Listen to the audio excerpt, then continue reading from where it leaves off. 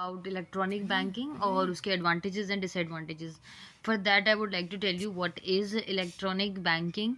उसको हम online banking भी बोल सकते हैं, it is also known as online banking, और we can also use as internet banking, और इसको हम ऐसे भी बोल सकते हैं वेब बैंकिंग और home banking, because it's an electronic payment system that enables the customers, जो कस्टमर्स होते हैं उनको शो कर देता है ऑफ अ बैंक और other financial institution to conduct a range of financial transaction through the financial institution website.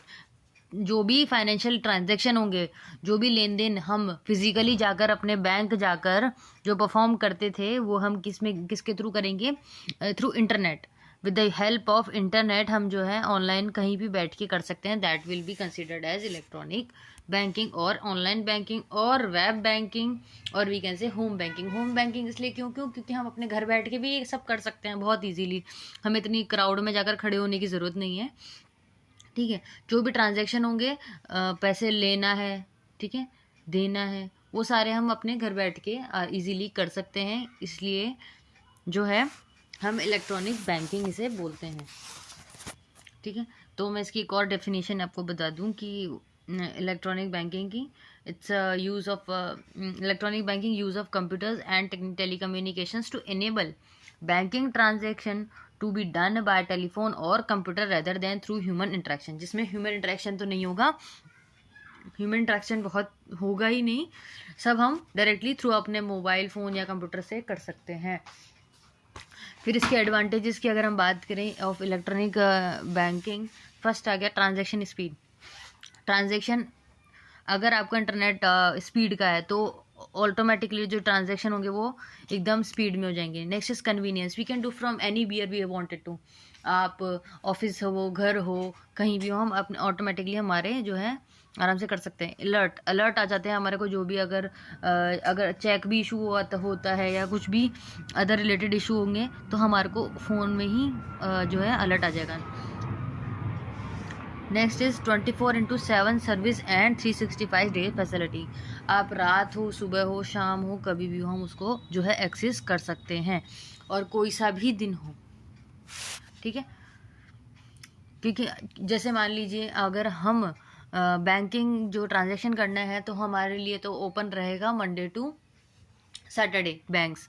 ठीक है, उसके अंदर हॉलीडेज भी आ जाते हैं, रिपब्लिक डे और एनी ऑफ द डे। ठीक है, और उसके बाद भी वो रहेगा सिर्फ एक फिक्स टाइमिंग के लिए कि 10 बजे से लेकर 4 बजे तक के लिए हमारे बैंक ओपन रहेंगे। अगर हम इंटरनेट बैंकिंग की बात करें जाए, इलेक्ट्रॉनिक बैंकिंग की बात की जाए, तो हम 24/7 हमारी जब इच्छा हो तब हम उसे यूज़ कर सकते हैं, और कोई सा भी दिन हो हम उसको जो है एक्सेस कर सकते हैं। तो एक बहुत ही अच्छा एडवांटेज है इलेक्ट्रॉनिक बैंकिंग का। नेक्स्ट है सेव्स टाइम्स एंड मनी। इससे क्या है, हमारा टाइम भी बच जाता है, ठीक है, और पैसे भी बच जाते हैं। किस तरीके से? क्योंकि हमें जाना पड़ेगा, बैंक जाना पड़ेगा, लाइन में भीड़ में खड़े रहना पड़ेगा। ठीक है, तो इससे हमारा आने जाने का पैसा भी खर्च होगा और टाइम भी वेस्ट बहुत ज़्यादा हो जाता है। तो इसलिए इलेक्ट्रॉनिक बैंकिंग जो है बहुत ही यूज़फुल मेथड है। नेक्स्ट है सिक्योरिटी की अगर हम बात करें तो बहुत सिक्योर रहता है, हमें अपने पिन डालना पड़ता है और कोई जो है इसका यूज़ नहीं कर सकता। क्यों? क्योंकि हमें हमारा जो है सिक्योरिटी पिन जो डालते हैं वो हमें ही पता होता है, तो इसमें फुल सिक्योरिटी होती है। बेनिफिट्स एंड रिवॉर्ड्स, अगर हम ज़्यादा से ज़्यादा, जैसे फ़ोन पे में आप देखें हो सकते हैं कितने सारे में रिवॉर्ड मिल जाते हैं, बहुत सारे डिस्काउंट मिल जाते हैं, कूपन्स मिल जाते हैं, ठीक है, शॉपिंग के वाउचर्स मिल जाते हैं, है ना, और बहुत सारे बेनिफिट्स भी मिलते हैं थ्रू, जैसे टिकट बुक कराते हैं तो 50% डिस्काउंट है, 12%, 20% डिस्काउंट, ट्रेन की टिकट हो गई या फ्लाइट की टिकट हो गई, ठीक है, या हॉलीडे पैकेज बुक करने तो भी हमें वो बेनिफिट्स मिलते हैं। शॉपिंग के अंदर भी हमें बेनिफिट्स जो है मिलते हैं, और आजकल तो जोमेटो स्विगी पर भी मिलने जाते हैं। नेक्स्ट इज़ मोर फीचर्स, इसके अंदर बहुत सारे फीचर्स हैं, जैसे कि आप म्यूचुअल फंड्स में भी इन्वेस्ट कर सकते हो, ठीक है, एफडी भी बनवा सकते हो, और भी कई फीचर्स हैं जिसको जो है ऑप्शन अवेल कर सकते हो। ठीक है, पे बिल्स ऑनलाइन, जो भी हमारे बिल्स हैं जो हम अपने जाकर जो है एक पर्टिकुलर जगह होती है, इलेक्ट्रिक बूथ, क्या, हाँ, बिजली का बिल जमा कराना है, क्या पानी का बिल जमा कराना है, ठीक है, वो हमें जाना पड़ता था, लेकिन अब हम अपने घर बैठे ही सारे बिल जो हैं पे कर सकते हैं through electronic banking. Next is transfer money. ये तो सबसे बहुत इजी टास्क है। ट्रांसफ़र, पैसे इधर से उधर किसी और को भेज सकते हैं हम easily through the help of electronic banking. Deposit cheque online. अब चेक भी जो है ऑनलाइन डिपॉजिट हो जाता है, हमें इधर से उधर जाने की जरूरत नहीं है। Lack of personal relation. जो भी है ना, वहाँ पर हमारी मतभेद होती है, जो भी तरीके का हमारी जो चिड़चिड़ होते हैं हम लोग, जो भी हमारा काम ढंग से नहीं हो पा रहा है, या जो भी हमसे बहस करते हैं वहाँ पर बैंक में जाके, या इतने क्राउड में खड़ा रहना पड़ता है, तो पर्सनल रिलेशनशिप जो है उसका वो भी ख़त्म हो जाएगा। क्यों, हमें किसी से मिलना ही नहीं पड़ेगा। तो आई hope everybody is clear about it. एक बार देख लेते हैं। ट्रांजेक्शन स्पीड जो होगी फास्ट होगी, कन्वीनियंस होगा, कहीं भी यूज़ कर सकते हैं, अलर्ट्स आते रहेंगे 24/7, ये सबसे अच्छा और इम्पॉर्टेंट बेनिफिट है गया। सेव टाइम्स एंड मनी, ये भी सिक्योरिटी मिलती है, फुल बेनिफिट्स एंड रिवॉर्ड्स भी मिलते हैं, और मोर फीचर्स जो है हमको अवेल करने का मौका मिलता है। बिल हम ऑनलाइन बिल पे कर सकते हैं, ट्रांसफ़र कर सकते हैं मनी, ठीक है, और फिर डिपॉजिट चेक ऑनलाइन कर सकते हैं। Lack of personal relation. I hope everybody is clear with this. Now let us talk about the disadvantages. अगर इसके बहुत सारे एडवांटेजेस तो कहीं ना कहीं इसके नेगेटिव पॉइंट्स भी हैं। So let us discuss the disadvantages of electronic banking. First is opening bank account में टेक टाइम। जो अकाउंट खुलाना है वो बहुत ही टाइम कंज्यूमिंग प्रोसेस है।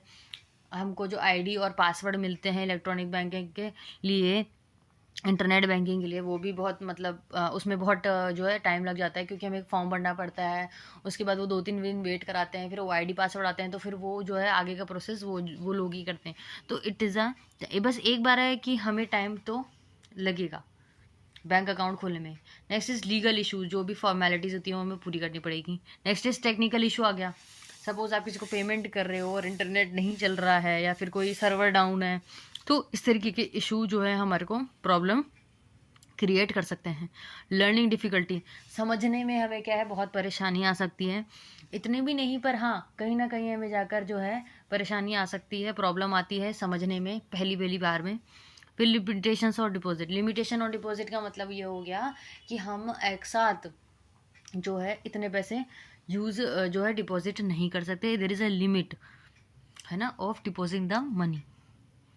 Lack of personal banker relation, जो हमारा जो रिलेशन बैंकर्स के साथ था, जो भी जैसे हमारे कोई भी गुड रिलेशनशिप हो गए थे बैंकर से, वो हमारे लिए अब ख़त्म हो गए हैं। क्यों, क्योंकि हम जाना ही बंद कर दिया इलेक्ट्रॉनिक बैंकिंग के थ्रू।